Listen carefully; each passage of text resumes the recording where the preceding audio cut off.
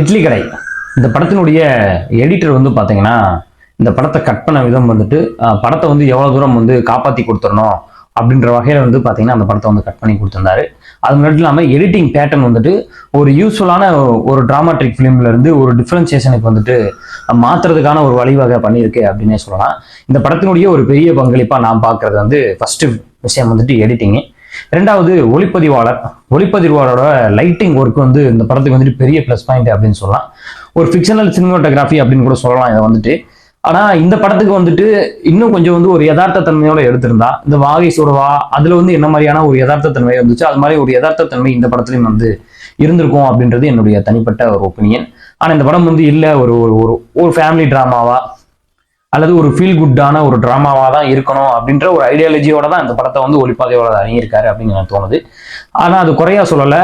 ஆனா அது வந்து பாத்தீங்கன்னா யதார்த்தத்துக்கும் ஒரு டிராமாவுக்கும் இடையில இருக்கக்கூடிய ஒரு டச்சை வந்து இந்த படத்துல வந்து ஒளிப்பதிவாளர் கொடுத்திருக்காரு அப்படின்னு சொல்லலாம். ஜி.வி. பிரகாஷ்குமார் அவருடைய இசை படத்துக்கு ரொம்ப ரொம்ப ஒரு முக்கியமான ஒரு விஷயம். இந்த படத்துக்கும் அநேகமா கண்டிப்பா வந்துட்டு நேஷனல் அவார்டு வாங்கினாலும் ஆச்சரியப்படுறதுக்கு இல்லை. ஒரு ஊருக்கேத்த ஒரு மண்ணுக்கேத்த இசைன்னு ஒண்ணு இருக்கும்ல, அது வந்து இந்த படத்துல வந்து ஜி.வி. பிரகாஷ்குமார் வந்து கொடுத்திருக்காரு. ஒரு அருமையான ஒரு பின்னணி இசையும் இந்த படத்துல வந்து கொடுத்திருக்காரு. ரொம்ப பிரமாதமா இருந்துச்சு. பாடல்கள் எல்லாமே வந்து பாத்தீங்கன்னா கதை களத்திற்கு ஏற்ப, கதாபாத்திரத்துக்கு ஏற்ப, அந்த ஒரு தளத்திற்கு ஏற்ப இருக்கும்ல, அந்த மாதிரியான ஒரு பாடல்களா இருந்துச்சு. அது வந்து கேட்கறதுக்குமே வந்து பாத்தீங்கன்னா நல்ல ஒரு இதமான ஒரு பாடல்களா இருந்துச்சு. பெருசா இறைச்சல் இல்லாம அந்த கதையை வந்துட்டு படத்தை வந்துட்டு சோலோட டச் பண்ணி கொண்டு போற மாதிரியான ஒரு இசையை வந்து ஜி.வி. பிரகாஷ்குமார் இந்த படத்துல வந்து கொடுத்திருக்காரு. தனுஷ் அவர்கள் நடிகரா அந்த படத்துல வந்து பாத்தீங்கன்னா நிறைய இடங்கள்ல வந்துட்டு கான்சியஸா வந்துட்டு இருந்திருக்காரு அப்படின்னு எனக்கு தோணுது. ஒரு சில இடங்கள்ல வந்து பாத்தீங்கன்னா தனுஷ் அவர்களுடைய அந்த கேமரா லென்ஸை லுக் பண்ற விதம், அந்த அப்படி பார்த்துட்டு அந்த ஃபைட் பண்ற டோன்லாம் வந்து பாத்தீங்கன்னா ரொம்ப வந்துட்டு ஒரு ஸ்ட்ரெயிட் ஃபார்வர்டா இருக்கும். இதுல வந்து பாத்தீங்கன்னா ரொம்ப ஒரு கான்சியஸோட பண்ண மாதிரியான ஒரு ஃபீல் எனக்குள்ள இருந்துச்சு. ஃபைட் சீக்வன்ஸ் இந்த இதுல மட்டும். மித்த இடங்கள்ல வந்து பாத்தீங்கன்னா பர்ஃபார்மன்ஸ் வைஸா வந்து அவருடைய பர்ஃபார்மன்ஸ் சொல்ல தேவையில்ல, அதுக்கேற்ற மாதிரி வந்து நல்ல ஒரு பர்ஃபார்மன்ஸை இந்த படத்துல வந்து கொடுத்திருந்தாரு. ரைட்டிங்கா பார்த்தோம் அப்படின்னு சொன்னீங்கன்னா தனுஷ் அவருடைய கதாபாத்திரம் எழுதின விதம் வந்து பாத்தீங்கன்னா நிறைய இடங்கள்ல வந்து குளறுபடி இருந்த மாதிரி இருந்துச்சு. ஆனா அவருடைய எழுத்துல வந்து என்ன மாதிரி விஷயத்த வந்து எழுதுறதுக்கா முயற்சி பண்ணியிருக்காரு அப்படின்னா, இங்க வந்து ஒரு பயங்கரமான ஒரு சோல் இருக்கு, அந்த சோலுக்குள்ள நம்ம வாழ்ந்தா போதும், பெரிய நகரமயமாக்கல்ல நம்மளுக்கு வந்து ஒரு பெரிய விதமான அமைதியோ நிம்மதியோ திருப்திகரமான விஷயங்கள் கொடுக்கப்படலை அப்படின்ற ஒரு விஷயத்த வந்து கன்வென்ஷனா எழுதுறதுக்காக தனுஷ் அவர்கள் ட்ரை பண்ணியிருந்தாலும் தனுஷ் அவருடைய கதாபாத்திரம் தான் அந்த கதையை சொல்லுது. அதுதான் வந்து ஒரு முக்கியமான ஒரு பங்கா வகிக்குது அப்படின்ற வகையில இன்னும் வந்து அந்த கதாபாத்திரத்தை ரொம்ப ஸ்ட்ராங்கா ஒரு விஷயமா வந்து எழுதியிருந்திருக்கலாம். இந்த படத்தில் எழுதப்பட்ட கதாபாத்திரங்கள்ல அருண் விஜய் அவருடைய கதாபாத்திரம், பார்த்திபன் அவருடைய கதாபாத்திரம் எல்லாமே வந்து பாத்தீங்கன்னா ஓரளவுக்கு ஸ்ட்ராங்கா எழுதப்பட்டிருந்துச்சு. ஆனா அது வந்து அவுட்டா வரும்பொழுது அருண் விஜய் அவருடைய கதாபாத்திரத்தை விட பார்த்திபன் அவருடைய கதாபாத்திரம் வந்து பாத்தீங்கன்னா ஒரு சீன் பை சீன் வந்து அப்படி க்ரோத் ஆகி போறது ரொம்ப நல்லாவே வந்து டெவலப் ஆயிருந்துச்சு அப்படின்னே சொல்லலாம். அருண் விஜய் அவருடைய கதாபாத்திரம் இன்னும் நல்லாவே வந்துட்டு எழுதப்பட்டிருந்திருக்கலாம். ஏன்னா அது வந்து ஆரம்பகால ஒரு 10 நிமிஷம் 15 நிமிஷம் அந்த கேரக்டரோட ஒரு பயங்கரமா இருக்க போதாப்பா அப்படின்னு நினைச்சிட்டு இருக்கும்போது அது வந்து பாத்தீங்கன்னா ஒரு டிராமா மாதிரியான ஒரு ஜோனுக்குள்ள போயிருச்சு. இந்த படமே அது மாதிரியான ஒரு டோன்ல இருக்கிறதுனால இருந்தாலும் கொஞ்சம் ஒரு கான்சியஸோட வந்துட்டு அந்த கேரக்டர் வந்து அணுகி இருந்திருக்கலாம். சத்யராஜ் அவருடைய கேரக்டர் ஒரு யூஸ்ஃபுல்லான ஒரு கேரக்டர் தான். அந்த கேரக்டர் என்னென்ன ரியாக்ட் பண்ண போது, எப்படி நடந்துக்கிற போது, என்ன மாதிரி பண்ண போகுது அப்படின்ற எல்லா விஷயங்களுமே படம் பார்க்குற நம்மளுக்கே தெரிய ஆரம்பிச்சது.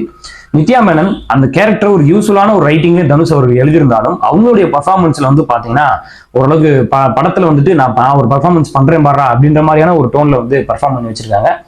சூப்பரா இருந்துச்சு அவங்களுடைய பர்ஃபார்மன்ஸ். அவங்களுடைய பங்களிப்பு இந்த படத்துக்கு வந்துட்டு ரொம்பவே அதிகமா இருக்கு அப்படின்னு சொல்லலாம். தனுஷ் அவர்கள் பவர் பாண்டி எடுத்தாரு. எனக்கு பெரிய சர்ப்ரைசிங்கா இருந்துச்சு, தனுஷுக்குள்ள எப்படி ஒரு இயக்குனர் இருக்காரா அப்படின்னு. அப்புறம் ராயன், நிலவுக்கு என்மேலடி கோபம், இந்த மாதிரி படங்கள் பார்க்கும்போது எனக்கு நல்லா தோணிருச்சு. சரி அது ஏதோ வந்துட்டு இந்த ஒரு இதுல நடக்கும்ல, ஹூக் மூமெண்ட் ஏதோ ஒரு அதுக்கு ஏதோ சொல்லுவாங்க, ஏதோ ஒன்று வச்சுக்கோங்க, அந்த மாதிரி இதுல ஏதோ நடந்துருச்சுவா அப்படின்னு நினைச்சிட்டு இருந்தேன் நான். ஆனா திரும்ப வந்து இட்லி கடை பார்த்ததுக்கு அப்புறம் தான் எனக்கு தோணுச்சு, சரி அவருக்குள்ள ஏதோ ஒன்று இருக்கு, அவருக்கு வந்துட்டு நம்ம இப்படித்தான் எழுதணும், நம்மளை இப்படி காட்டிக்கணும் அப்படின்ற கண்ணோட்டத்தோட அவர் பண்ற எல்லா விஷயங்களுமே வந்து பாத்தீங்கன்னா செயற்கை தன்மையோட இருக்கு. அவர் மனசுல சோல்ஃபுல்லா நினைச்சு எழுதக்கூடிய விஷயங்கள் வந்து பாத்தீங்கன்னா நம்மளுக்கும் வந்து கனெக்ட் ஆகுது அப்படின்ற விஷயம் எனக்கு புரிஞ்சுக்கிடுச்சு. இது வந்து அவருடைய ஊரு, குலசாமி கோயில், நான் பார்த்த கதாபாத்திரங்கள் அப்படின்ற ஒரு சோலோட எழுதும் போது வந்து பார்த்தேன்னா இது நம்மளுக்கு கனெக்ட் ஆகுது. ஆனா அதே டயத்துல இந்த ராயன், நிலவுக்கு என்மேலடி கோபம், ட்ரெண்டுக்கு படம் பண்றேன், ஒரு கேங்ஸ்டர் கதை பண்றேன், யூனிவர்சல் தாட்டை நான் வந்து டேரக்டர் எப்படி வந்து திருப்பி போடுறேன் பாரு அப்படின்ற ஆணியெல்லாம் வந்து புடுங்கும்போது இதெல்லாம் தேவையில்லாத ஆணி அப்படின்ற மாதிரி தான் நமக்கு வந்து தோணுது. எனக்கு வந்துட்டு அதுல வந்து ராயன்ல வந்து எஸ்.ஏ. சூர்யா வந்துட்டு ஒரு டைலாக் கேட்பார்ல, நீ யாரா விட்ட நீயா போட்ட அப்படின்ற மாதிரி வந்துட்டு தனுஷ் நீங்களா எடுத்தீங்க இட்லி கடை அப்படின்ற மாதிரி எனக்கு இருந்துச்சு. ஆனா இந்த படத்தினுடைய ஐடியாலஜிக்கலா ஒரு விஷயம் ரொம்ப நோட் பண்ண வேண்டியதா இருக்கு. என்ன அப்படின்னா, படிச்சு வளர்ந்து வெளிநாட்டுக்கு போய் ஒரு நல்ல பொசிஷன்ல இருக்கக்கூடிய ஒரு ஆளு அங்க வந்துட்டு தன்னுடைய ஊரு வாழ்வியலை தேடி இங்க வந்து அங்க அந்த வாழ்வியலை என்ன மாதிரியான ஒரு கண்ணோட்டத்துல பாக்குறாரு அப்படின்றது ஒண்ணு இருக்கு.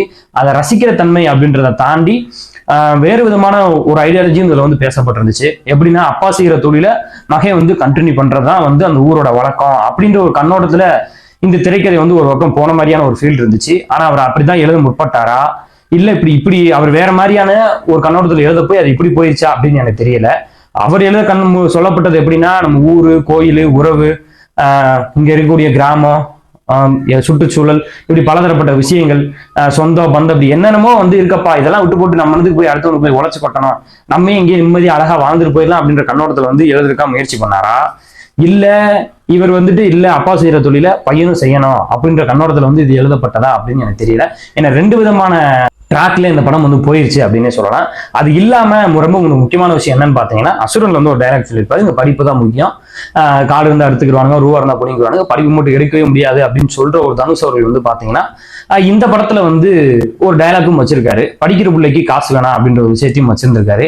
இப்படி பார்க்கும் பொழுது இங்கிட்டும் இடிக்குது அங்கிட்டும் இடிக்குது. இதுதான் வந்து இயக்குனர் தருண் கிட்ட இருக்கக்கூடிய ஒரு பெரிய முரண்பாடா நான் வந்து பாக்குறேன். ஏன்னா அவருடைய ரைட்டிங்ல ஒரு ஐடியாலஜி பார்த்து எழுதும் போது அது வந்து நிறைய அது குழப்பங்களா வந்து பார்க்கப்படுது. அந்த குழப்பங்கள் வந்து அந்த ஒரு மெயினான ஹீரோ கதாபாத்திரத்தின் மேல வைக்கும் பொழுது, ஆஹா இது என்னப்பா சொல்ல வர்றாரு இவரு அப்படின்ற ஒரு மண்ட குலைச்சலும் நமக்குள்ள வந்து ஏற்படுது அப்படின்னே சொல்லலாம். அதுல வந்து இனி வரக்கூடிய படங்கள்ல ரைட்டிங்ல தனுஷ் அவர்கள் வந்து ரொம்ப கான்சியஸா எழுதணும் அப்படின்றது என்னுடைய ஒரு கருத்து. இந்த படத்தினுடைய இன்னும் மிகப்பெரிய ஒரு பெரிய பங்களிப்பு ராஜ்கிரண் அவர்கள். ராஜ்கிரண் அவருடைய கதாபாத்திரம் ரொம்ப அழகா வந்து எழுதப்பட்டிருந்துச்சு. அது இல்லாம அவர் அந்த ஊர்ல அங்க இருக்கக்கூடிய அவர் பேசக்கூடிய அரசியல், அதே மாதிரி அவர் இருக்கக்கூடிய வியாபாரம், தொழில், இது சார்ந்த விஷயங்கள் எல்லாமே வந்து பாத்தீங்கன்னா நம்மளுடைய தொன்று தொட்டு இருக்கக்கூடிய கலாச்சாரத்தின் அடிப்படையில, அது இல்லாம இங்க இருக்கக்கூடிய வழிபாடு, இது நிறைய விஷயங்களை வந்து பின்னணியா வச்சு எழுதப்பட்ட ஒரு கதாபாத்திரமா இருந்துச்சு. அது வந்து அப்பா பேர் சிவனேசன், பையனோட கேரக்டர் முருகன், இப்படின்னு பலதரப்பட்ட வழிபாட்டு முறைகளை வச்சுட்டு தெய்வ பெயர்களை கொண்டு ஒரு குறியீடோடு எழுதப்பட்ட ஒரு கதாபாத்திரமா அந்த கதாபாத்திரம் இருந்துச்சு. அவர் ஓம் நமச்சிவாயன் மேனக்கீரை ஏறி சொல்லக்கூடிய அந்த மந்திர சொல்லுக்குள்ள இருக்கக்கூடிய கதாபாத்திரங்களா இந்த ராஜ்கிரண் அவருடைய கதாபாத்திரமா நான் வந்து பாக்குறேன். இது இல்லாம இந்த படத்துல வந்துட்டு 2-3 சீன் வந்து பாத்தீங்கன்னா ரொம்ப அழகாவே வந்துட்டு டிராமா வந்து நல்லாவே வந்து ஒர்க் ஆயிருந்துச்சு. அந்த அவர் வந்து அப்பா வந்துட்டு கூட்டிட்டு வந்து அந்த கடையில அவரே வந்து அதை செஞ்சுட்டாரு, சிவனேசன் வந்துட்டான் அப்படின்னு சொல்ற காட்சியாக இருக்கட்டும், அந்த கிளைமேக்ஸோட ஃபைனல் ஷாட், இது எல்லாமே வந்து பாத்தீங்கன்னா தனுஷ் அவர்கள் ரொம்ப பிரமாதமாவே பண்ணியிருந்தாரு.